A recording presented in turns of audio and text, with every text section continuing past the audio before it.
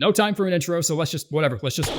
Agheel's Flame, like other Dragon Communion incantations, can be cast in the air. However, using a talisman in your left hand might prevent you from charging it, whereas if the talisman is equipped in your right hand, you can charge it midair just like you would be able to normally. Cast this at an enemy that's directly below you and evading your lock-on. The projectile doesn't stop at your ground level, and it will actually travel downward until it hits something or the bullet just expires. So if a stubborn enemy is below you and refuses to be targeted by anything else, just plunge this thing downward and see if you can hit it instead. Since this is an incantation largely controlled by RNG, you'll have the best luck with this against super large dudes. Charging will increase the incantation's effective range and duration of each lightning pillar, and casting this when you're above water will also drastically boost its effectiveness by giving each bolt of lightning a little AoE, a nice trick to keep in mind if you're fighting near water. Aspects of the Crucible incantations receive a small damage buff for each piece of Crucible armor you're wearing, and it doesn't do huge damage, but it's great for clearing out low HP mobs. If you're itching for an HP refill, slap on Taker's cameo, hold this thing down in front of a bunch of weak asses, and watch as the bounty comes rolling in. Despite it not doing tons of damage, the hyper armor on this thing will turn you into a goddamn Chevrolet. You can also slightly change your trajectory at the very beginning of the charge. If it hits, you can stunlock just about any NPC invader in the game, so have fun. It can also go through multiple enemies, making it pretty FP efficient. The newest patch must have been very generous to the aspect incantations because the hyper armor on this thing can tank through just about anything too. Charging it up is great against agile enemies that dodge you because they'll almost always get caught by that second swipe. You can sprint jump in complete silence, which is exceptionally useful given how powerful jump attacks already are in the game. Make sure you pick this up at any point before killing Malekith, otherwise the world will undergo massive changes and you won't be able to obtain it. It negates magic damage by 60%. In PvE, the use is pretty straightforward, but in PvP, Law of Regression can deactivate this buff, so try and find a way to lure it out with less powerful buffs first. Damage may seem lackluster, but charging it doesn't take long at all, and it can go up walls, which looks hilarious, and it can actually be useful against enemies with verticality. If you're having trouble getting it to do damage, Quamark Seal, Godfrey Archon, and Syncadia?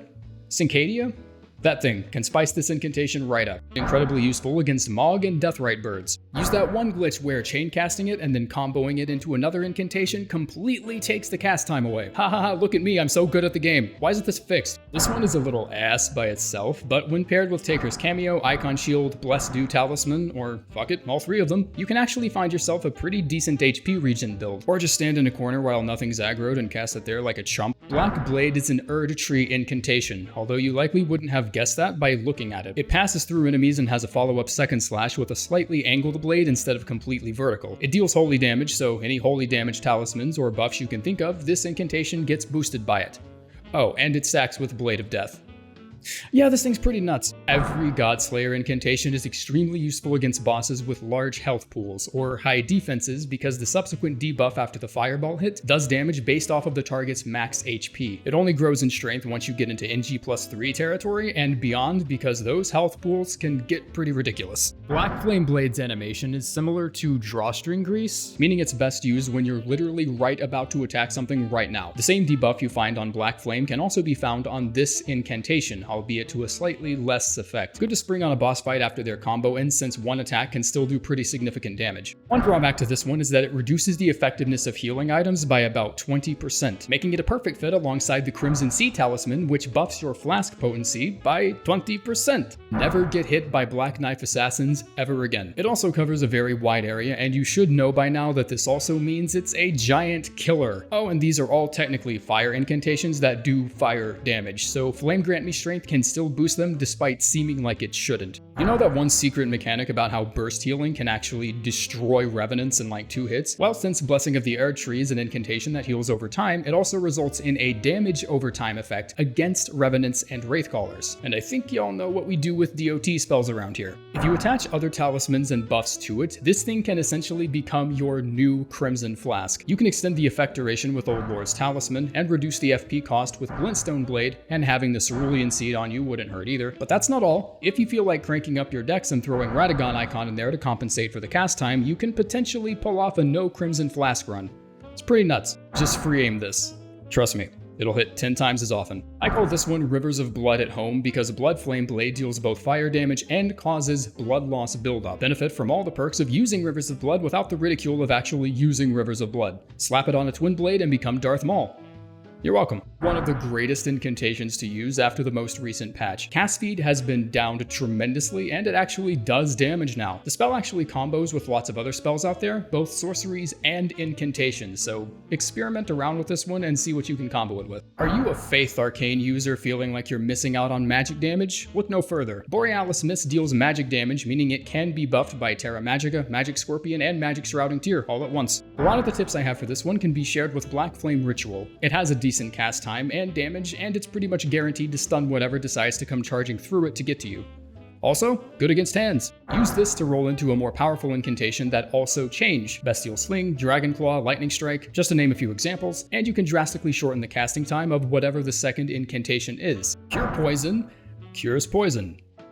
So if you don't have poison, then don't use it. Darkness might be the most underrated incantation in PvP, like bar none, I'm not even kidding. Casting Darkness as your first move is the ultimate test that shows you what kind of player you're dealing with. If they stand still, use the downtime to charge up an incantation with a long windup time, and if they anticipate this and decide to bum rush you, counter with an incantation AoE like Noble Presence, or an Ash of War AoE like Gravitas or Waves of Darkness. Death Lightning is one of the many incantations that benefit from the Godfrey icon. Despite having Deathblight status, I find this spell to be more useful in PvE. It does massive damage against big dudes if you can get it to hit, but also excels at wiping out crowds of smaller mobs. Also, remember that trick about casting lightning in water? Yeah, it works with this one too, so use it. Against Flaming Chariots, throw it through the front of the tank and it'll inevitably hit the driver on the way back. Also, you can parry your own Discus on the way back with Erdtree's Great Shield unique skill, giving you potentially 3 opportunities to hit in a single cast, and you better not patch this FromSoft, I swear to God. The main allure with this incantation isn't the lightning negation, but the fact that lighter enemy attacks will just bounce off of you. It can interrupt combos from weaker enemies like Kindred of Rot, Pages, and a bunch of others, and it can be used in tandem with Raptor of Mists to guarantee a stun and therefore a hit. Okay, now we're getting to the fun ones. Thanks to the Hyper Armor buff that came with 1.04, you can dual hand Dragon Seals and alternate the first Dragonclaw attack in your left and right hands, and pretty much nothing can interrupt you. Or you can combo it into another incantation. Just don't use the second attack because it has an extremely long recovery that leaves you very vulnerable.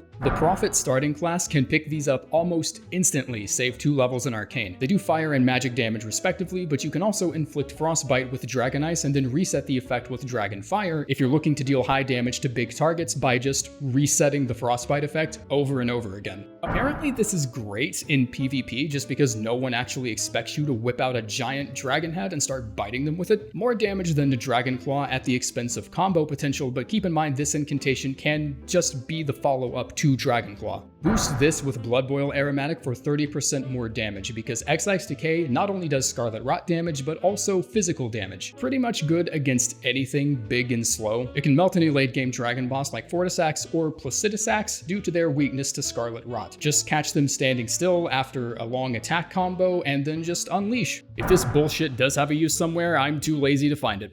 Use something else. The requirement for this one is only 15 Faith, and its damage modifier is more than decent in the early game. Lightning Affinity weapons scale from Dex, whereas using this incantation is a great way to make normal weapons into powerhouses if you've plugged all your levels into Faith. So don't go applying this to a weapon thinking it's the same thing as giving it Lightning Affinity because it scales completely differently. Walk up to a Revenant and blast its fucking face off. Use a Cold Affinity weapon in your right hand while this incantation is active, and you'll be doing both Frostbite and fire damage at the same time. This resets the Frostbite effect as soon as it procs, allowing you to continue the cycle of giving an enemy Frostbite over and over again and dealing a huge chunk of damage each time. Old Lord's Talisman will always be there if you need it. Also stacks with Flame Drake. Obviously. Do not underestimate the AoE on this thing, as one charged cast can decimate a whole crowd of tightly packed mobs with all the damage of a Glintstone sorcery, making it one of the most FP efficient incantations you can pick up. Super good against NPC enemies and Everjails. Cast it while out of melee range, let them run up to you, and then start swinging. They'll be presented with the choice of either getting hit with your weapon or getting hit with a giant fireball. Sometimes both if they're stupid enough. Did your Kindred Exaltation strategy go horribly wrong and now you're about to die because you ate a meat dumpling? Use this and it'll be like nothing ever happened. This incantation was made possible to multi-hit after 1.04, and now it is the ultimate flaming shotgun weapon. Barrel stuff a dumb fuck and you can deal in-game damage with only a fraction of the FP cost. This of course makes it yet another giant killer incantation, so go ahead and add that one to the pile. Flame Grant Me Strength is one of the most versatile tools you can have as a faith build. It buffs all of your fire damage, period. So not just fire incantations, but any fire affinity weapon, and even unique weapons like Rivers of Blood and Blasphemous Blade all benefit from this damage boost. Can save you from getting one-shot by Astel's bullshit grab-ass attack. The same tip I gave for Ancient Dragon Lightning Spear can also be applied here, only if you just need a little more damage to finish something off. Probably the fastest traveling incantation of them all. Charging it not only deals more damage, but also gives it the power to penetrate enemies, which both sounds and is extremely valuable. Frozen Lightning Spear travels outward in a cone. Incredibly powerful, but the AoE delay is a bit long, so use this incantation as the very first attack against a large enemy with their back turned. This thing is a drone strike in the palm of your hand. It has a huge AoE blast, can be used to knock back medium-sized enemies, and even interrupt the attacks of larger ones. Oh, look at that, another incantation that does magic damage. Guess what? Terra Magica buffs it. This is a must-have if you're one of those weirdos that make intelligence faith hybrid characters. I don't actually think you're weird, I'm just jealous because I can never make a good one. Increases lightning defense. That's about it. So any boss that shoots lightning at you, use this to lessen your trouble. Does anyone actually have any useful tips for the fortification spells? I legitimately just can't think of any. The Ash of War variant is mostly outclassed by the commander's standard unique skill, but there's still plenty of reason to use the Incantation variant. It offers a little more duration and attack than the Ash of War. It stacks with Flame Grant Me Strength, and the duration can be increased with Old Lord's Talisman. Hey, another healing incantation. Guess where this goes? It can be used for damage, but the best use for this incantation I found is the debuff. It's the only incantation in the game that decreases both enemy attack and defense, making it extremely powerful during higher iterations of NG+. Your hitbox actually adjusts to when you crouch down during the animation. It takes practice, but you can actually use it to dodge a lot of thrust attacks from various enemies, and you look cool as shit too when you pull it off. The Heal incantation. It heals you. Yeah. Bet you didn't think this was gonna turn into a Did You Know video, huh? Would you believe me if I said you could chain this? Animation bugs aside, the Honed Bolt is also pretty useful in PvE. It automatically selects your closest target, meaning it can be free-aimed if you want to dislodge a hard-to-reach enemy on high ground, and NPC invaders apparently just have no idea how to dodge this, like at all. They just stand there and take it, so it's really good if you just feel like cheesing Aiden or something. The Howl of Shabriri is great if you want to get all those cute one-shot build boys to like you. It increases your damage by a whole ass 25%, and it stacks with goddamn everything. Grant Me Strength, Golden Vow, Commander Standard, you name it, it probably stacks. It also draws enemy aggression towards you, making it a great way to set up a powerful AoE attack against multiple targets. Cast Immutable Shield preemptively if you think you'll be backed into a corner. Great for fighting worm faces and those weird basilisk frog things. I don't know, they probably have a different name in Elden Ring. I've just always known them as basilisks due to all the trauma they've put me through in other Souls games. The damage of Inescapable Frenzy is meant to match the critical damage of your main hand weapon. So if you're trying to cast this incantation with one hand and you have like a bow or some useless shit in the other hand that can't hit critically, well then, that's why you're not doing any damage. Jesus Christ. I can't wait until the overhaul mods start coming in because these bows deserve some fucking respect. Slap on Taker's cameo, find a group of low health pushovers and give them the business. Hey, look at that, you're not close to dying anymore. Good job. Damage over time effects do not count towards the 5 hits it takes to trigger Law of Causality. Instead, look to use it against groups of enemies that would otherwise easily overwhelm you. The explosion can knock enemies back and give you some breathing room, and the counter also doesn't reset upon resting at a grace, nor does it reset upon entering a boss arena, as long as the effect activates within, I think, 60 seconds. So have fun with that knowledge. Use this as a checkmate in PvP. Your opponent will likely spend the first 30 seconds of the duel reenacting their favorite Dragon Ball Z episode, buffing themselves with God knows, but you kinda need to play some mind games and pretend you are also doing something to give the impression that you don't have a fuck your whole life button hidden behind your back. Stacks with Bolt Drake and benefits Old Lord Talisman. Like I said, fortification spells are pretty straightforward, but actually using this in the late game can potentially save you from being two-shot by a badass boss. Placidusax here being a perfect example. Lightning Spear is a high damage early game incantation that only gets better. Knight's Cavalry enemies are extremely weak to lightning, so wait until they're charging forward and you should be able to launch one off and still have enough time to get out of the way. Much like the ancient dragon lightning strike, this one also affects the ground below you if there's any water, which can drastically increase the AoE radius. This especially helps due to the random nature of the lightning bolts. Fun fact, this incantation actually gargles exceptionally copious amounts of balls and ass. Said that one shit pillar that doesn't read item descriptions. Litany of Proper Death is meant to be used against those who live in death. Skeletons take insane damage and cannot be revived if they get hit with this. So if you want to go after Tibia Mariners super early, then this is a great way to deal with all the minions they spawn. Lord's Aid alleviates poison, blood loss, and sleep all at the same time. But I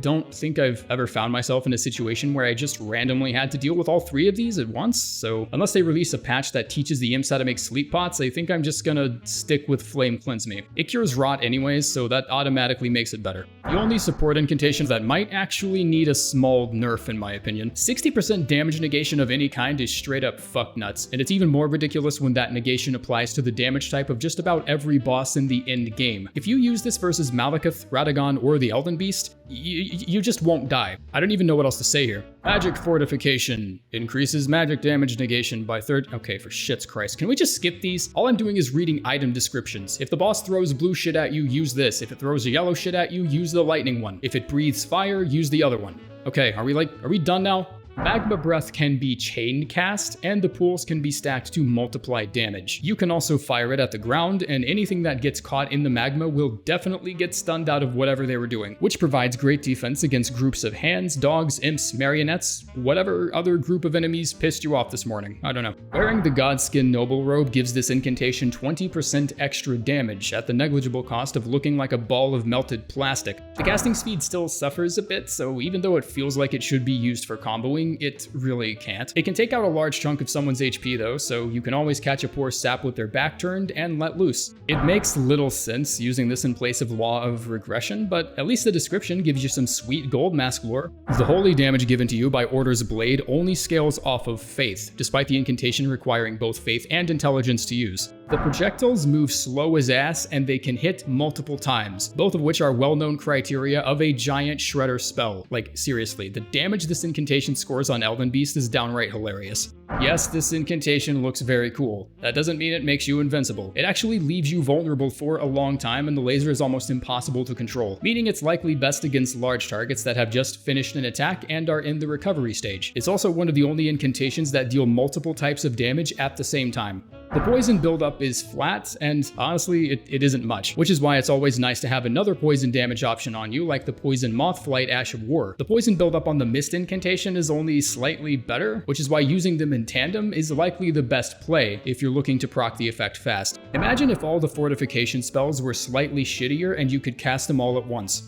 Here you go. Holy shit, I love this spell. It's perfect for farming smaller dudes, and of course you can always pair it up with Taker's Cameo for an HP boost, or the Ancestral Horn if you want to farm Albinorix near Mogwin Palace without feeling as much stress on your FP. The long-ish casting time shouldn't bother you that much if you're limiting casts to when your target is recovering, or coming out of a stagger, or tying their shoes or some bullshit. Not a lot of hyper armor though, so just make sure you're out of harm's way. Yeah, blowing fuckers off cliffs. Pretty much everything is weak to Scarlet Rot, and that includes the majority of demigods. If you ever wanted to turn the Star God himself into an absolute baby back bitch, then this is how you do it. I've never seen Radahn give up so quickly in my entire life, and I saw that one video where someone baited him into crashing into the corner of the arena and drowning to death. Turn into a giant flower and distribute rot everywhere. I can't even fully commit to saying this is a bad spell because I was just pointing out how many bosses are weak to this ailment, but I feel like you'd just be better off using one of the Dragon Communion spells instead. Another cone-shaped incantation that fans outward, and pretty okay damage to boot. Against a crowd, you might want to try free aiming this instead of locking on because sometimes the whole spell just glides over everyone's head despite being well within range. Oh my.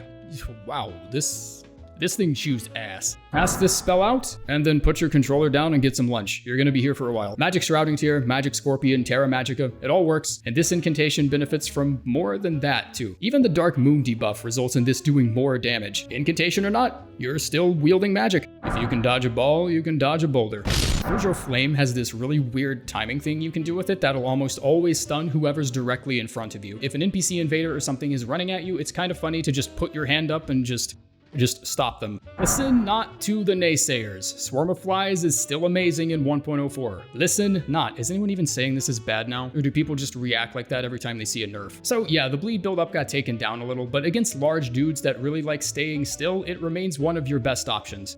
Use the Flame of Frenzy to break poise, like, period. This incantation is so good at it that you might as well just not use it for anything else. Honestly, it feels like a giant taser. Like, you point it at something and shit just falls over. It's amazing. It's like Magma Breath, only it does everything slightly better. Spread your Magma Vom all over the floor and those hands will never bother you again. I could see this used as another capable farming tool against helpless mobs, but I think the damage is a bit too good to be used just for that. It's basically 2 hits in a single spell, and the fact that the rings come back makes this very comboable with tons of other incantations, because you can just time another offense incantation with when the rings come back for even more damage. Where's that fucking revenant? Come here. Oh shit, never mind. That doesn't work. That one doesn't work. Can I get some help? God, fuck, there's so many incantations. Vike's Dragonbolt has most of the benefits of other incantations like Electrify Armament and Dragonbolt Blessing, but with the added benefit of increasing your max equipment load by 15%. If this sounds pointless, that's because it is. Dragonbolt Blessing deflects light attacks from enemies, which is a benefit not shared by this spell, and Electrify Armament gives you the same damage for a longer duration anyways. Oh, and your lightning defense is reduced. Yeah, reduced. Why ever use toilet paper again? Like, you have this, just use this. Whirl of Flame can actually damage past shields, which helps it quite a lot. Good against Great Shield Soldiers, Great Shield Knights, Crucible Knights. It can also break guards against smaller shields as well. Wrath of Gold benefits from a high dex stat and the Radagon icon, and a faster cast time means you can interrupt more attacks with it. It actually has some pretty nice defensive uses. In duo fights, you need as much room to breathe as you can, so if you find yourself being rushed from 2 angles and you're afraid they might do that one thing where both attacks overlap in like the perfect way to fuck you over, a charged AoE from this might just be the thing to get you out of it. Holy shit, there's so many incantations, Jesus. Okay, I need some water, holy shit.